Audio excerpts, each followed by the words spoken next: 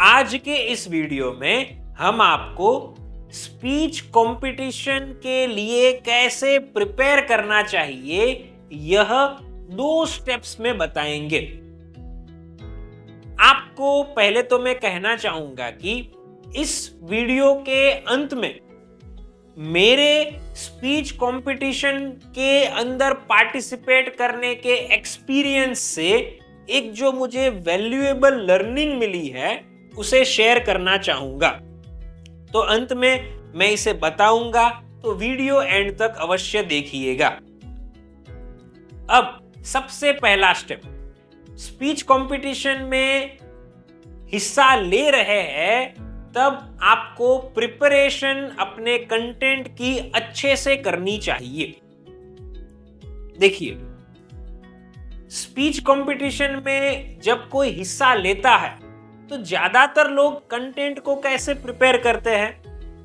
वे सीधा गूगल पर जाते हैं या यूट्यूब पर जाते हैं और कंटेंट को इकट्ठा करके उसे तैयार कर देते हैं। लेकिन कंटेंट को जब आप ऐसे तैयार करते हैं, कॉपी पेस्ट के जैसे रेडी करते हैं, तो वो कंटेंट फिर बोलते वक्त नेचुरली आपके अंदर से नहीं निकल पाता है।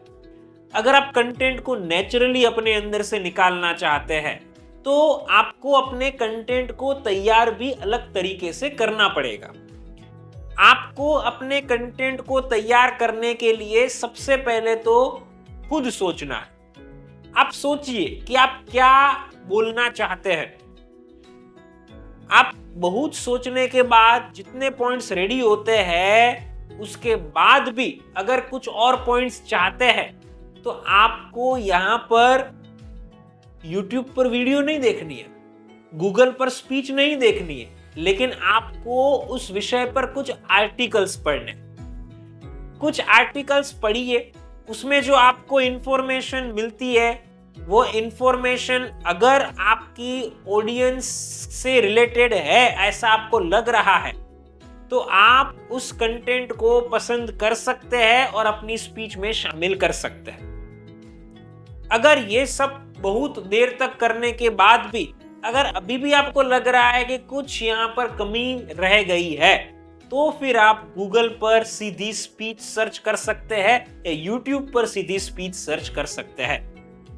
तो ये हमारे कंटेंट को तैयार करने का तरीका होना चाहिए, हमेशा याद रखिएगा।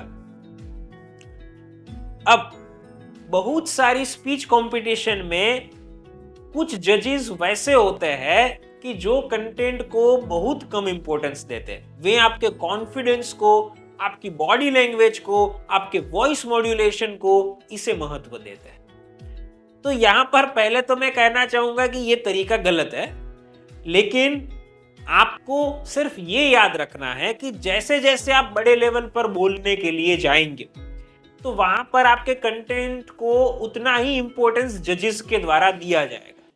इसलिए अभी से ही अपने कॉन्सेप्ट्स को स्ट्रॉन्ग बनाइए और अपने कंटेंट के ऊपर भी पूरा फोकस कीजिए। यह हमारी तरफ से सबसे पहला स्टेप था। अब जानते हैं स्पीच कंपटीशन में तैयारी के लिए दूसरे स्टेप के बारे में। वो है कि हमें हमारी स्पीच की प्रैक्टिकल तरीके से प्रैक्टिस करनी चाहिए। क्या होता है ये, चलिए समझते हैं। स्पीच में कंटेंट के अलावा आपकी बॉडी लैंग्वेज और आपका वॉइस मॉड्यूलेशन भी इंपॉर्टेंट रोल प्ले करता है। अगर आप चाहो तो बॉडी लैंग्वेज और वॉइस मॉड्यूलेशन को खुद भी सीख सकते हो, लेकिन अगर आपको ये चीज पॉसिबल नहीं लग रही है तो आप हमारा कांटेक्ट कीजिए, हम आपको सिखाएंगे। लेकिन ये चीजें इंपॉर्टेंट है, बहुत इंपॉर्टेंट है। जैसे कंटेंट का 50% इंपॉर्टेंस होता है तो इन चीजों का भी 50% इंपॉर्टेंस होता है। हाँ, अब ये जानते हैं पहले तो कि बहुत सारे लोगों को स्पीच देते वक्त ये प्रॉब्लम होती है कि लोग भूल जाते हैं कि क्या उन्हें बोलना है। तो पहले तो कैसे हमें ये चीजें याद रखनी चाहिए। आपकी स्पीच को आप अगर चाहे तो वर्ड बाय वर्ड याद रख सकते हैं। नॉर्मली ये चीज हम स्टूडेंट्स को कहते हैं लेकिन बड़े भी कर सकते हैं। आप अगर वर्ड बाय वर्ड याद रख सकते हैं, आप इस प्रकार से याद रखने में एक्सपर्ट है, तो आप याद रखिए, कोई दिक्कत नहीं है। लेकिन ये तरीका आपके लिए कंफर्टेबल नहीं है, तो फिर आप कुछ पॉइंट्स को याद रख सकते हैं और स्पीच को बाद में डिलीवर कर सकते हैं। पॉइंट्स को याद रखना मतलब क्या? मान लीजिए कि आपने 50 लाइन की स्पीच तैयार की है। मान लीजिए कि आप उसमें से 10-10 लाइन के 5 मुद्दे तैयार करते हो। 10-10 लाइन के 5 मुद्दे तैयार करते हो, पॉइंट्स जिन्हें कहेंगे। अब ये जो 10 लाइन के पॉइंट होते हैं, उनमें भी आपको क्या करना है कि 2 पॉइंट और नए तैयार कर देना है। मतलब आपको 5-5 लाइन का एक पॉइंट याद रखना पड़े, वैसा कुछ करना है।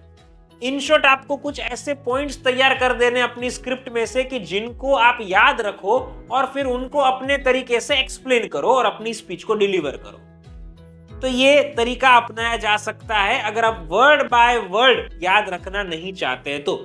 इसे प्रैक्टिकली कैसे करना चाहिए, ये आपको हमारे प्रोग्राम में सीखने को मिलेगा। अब स्पीच को याद रखने के बाद, जैसे कि हमने थोड़ी देर पहले कहा कि लोग स्पीच को देते समय भूल जाते हैं कि उन्होंने क्या तैयार किया हुआ था, उन्हें आगे क्या बोलना है। उसके पीछे का एक और कारण होता है, और वो सबसे बड़ा कारण होता है कि हमें ऑडियंस को देखकर डर महसूस होता है। अब ऑडियंस को देखकर बोलने की आदत नहीं है, इसलिए डर महसूस होता है। तो अब हमें करना क्या है, सिंपल मैं आपको तरीके बताता हूं। पहले तो आपको स्पीच की तैयारी बहुत दिनों पहले ही शुरू कर देनी है। उसके बाद जैसे आपने कंटेंट तैयार कर दिया, उसको याद रख लिया, चाहे वर्ड बाय वर्ड या पॉइंट्स को याद रख लिए, अब आपको प्रैक्टिस करनी है। प्रैक्टिस कैसे करनी है? अगर आप स्टूडेंट हैं तो आप अपने टीचर को कह सकते हैं कि आप अपने क्लास में एक्चुअल स्पीच से पहले, कुछ दिनों पहले या एक दिन पहले ये स्पीच को देना चाहते हैं। आप ऐसा बताइए कि जिसके कारण आपको बहुत सारे लोगों के सामने बोलने का मौका मिले। आप क्या पसंद करेंगे, एक्चुअल स्पीच में भूल जाना या फिर ये जो आपको प्रैक्टिस क्लास में करने को मिल रही है उसमें भूल जाना? ऑब्वियसली क्लास में करने को मिल रही है उसमें भूल जाना। अब क्लास में जब आप बोलेंगे, बहुत सारे लोगों को देखेंगे, तो जब आप एक्चुअल स्पीच को डिलीवर करेंगे तो थोड़े से आप यूज्ड टू हो गए होंगे, इसलिए आपके लिए एक्चुअल स्पीच को डिलीवर करना थोड़ा सा आसान हो जाएगा। अगर स्कूल के क्लास में पॉसिबल नहीं है, ट्यूशन क्लास में स्पीच दे सकते हैं। अगर आप स्टूडेंट नहीं है तो आप ऐसा कर सकते हैं कि मान लीजिए कि आप जॉब करते हैं तो आपके कलीग्स के सामने स्पीच दे सकते हैं एक्चुअल स्पीच से पहले। अगर आप बिजनेस करते तो अपने एम्प्लॉइज के सामने स्पीच दे सकते हैं एक्चुअल स्पीच से पहले। अगर ये भी पॉसिबल नहीं तो आप ऐसा कीजिए कि आप किसी स्कूल में जाइए, कि जो गवर्नमेंट स्कूल हो और छोटा सा स्कूल हो, या फिर प्राइवेट स्कूल हो, छोटा सा स्कूल हो, वहां जाकर प्रिंसिपल से बात कीजिए कि मैं आपके स्कूल के बच्चों के सामने इस विषय पर बोलना चाहता हूं ताकि उनको भी यूजफुल हो सके। तो आप वहां पर बोलने के लिए जाइए। अगर जिस विषय पर एक्चुअल स्पीच देनी है वो स्टूडेंट्स के काम का नहीं है तो आप किसी अन्य विषय पर बोलिए, लेकिन उनके सामने प्रैक्टिस कीजिए। प्रिंसिपल हो सकता है आपको कहे कि अभी आप बोल सकते हैं, तो तैयार हो जाइए और बोलिए। अगर वो आपको तारीख देते हैं या आपसे तारीख मांगते हैं तो एक तारीख तय कर दीजिए और उस तारीख को बोलने के लिए जाइए। जब आप इतने सारे बच्चों के सामने बोलेंगे तो आपका कॉन्फिडेंस और बढ़ेगा और आपको एक्चुअल स्पीच में वो यूजफुल हो पाएगा। अब यहां पर अगर कुछ भी संभव नहीं है तो आपको मैं एक सिंपल तरीका बताता हूं प्रैक्टिस करने का। वो है कि आप अपनी स्पीच की प्रैक्टिस आपके सामने घर पर मोबाइल चालू करके वीडियो रिकॉर्ड करके कीजिए और उसके बाद अपने फैमिली मेंबर के सामने भी बोल दीजिए। ऐसे प्रैक्टिस कीजिए और स्पीच देने के लिए बाद में जाइए। स्पीच देने के लिए जब आप जाते हैं उससे एक दिन पहले अगर हो सके तो रिहर्सल कर दीजिए। मतलब कि जिस जगह पर आपको बोलने के लिए जाना है वहां पर एक दिन पहले जाइए और अकेले में प्रैक्टिस करके आइए।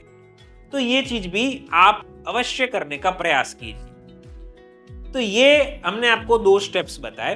अब एक इंपॉर्टेंट बात कि जो हमने आपको शुरुआत में कहा था कि वीडियो के एंड में हम बताएंगे, मैंने बहुत सारी स्पीच कंपटीशन में हिस्सा लिया हुआ है और मुझे बहुत सारी स्पीच कंपटीशन में बचपन में फेलियर का सामना करना पड़ा है। तो एक बात समझ लीजिए, failure is the part of process. ये जो पूरी प्रोसेस है कॉन्फिडेंट पब्लिक स्पीकर बनने की, उसका ये एक पार्ट है फेलियर्स को फेस करना। हो सकता है जब आप स्पीच देने के लिए जाए तब आप बीच में ही रुक जाए। ऐसा हो सकता है कि आप बीच में रुक जाए और आगे बोले ही ना, स्टेज से ही उतर जाए। लेकिन ये सारी चीजें शुरुआत में हो सकती है, होगा ऐसा जरूरी नहीं है, हो सकती है, लेकिन इसे एक प्रोसेस का पार्ट समझिए। आप जितनी ज्यादा बार ऐसे बोलने के लिए जाएंगे उतना ही कॉन्फिडेंस आपका बढ़ेगा। अगली बार जब आप जाएंगे तब आप इससे बेहतर बोल पाएंगे। तो गिव अप मत कीजिए, बोलने जाइए।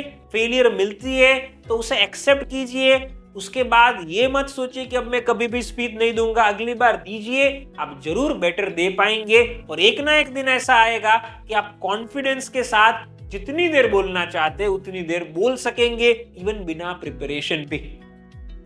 आज की तारीख में हम हजारों लोगों के सामने बोलते हैं और हम कॉन्फिडेंस के साथ बोल पाते हैं। तो दोस्तों, इस वीडियो में हमने आपको 2 स्टेप्स बताए कि जिन्हें फॉलो करके आप स्पीच कंपटीशन के लिए प्रिपेयर कर सकते हैं।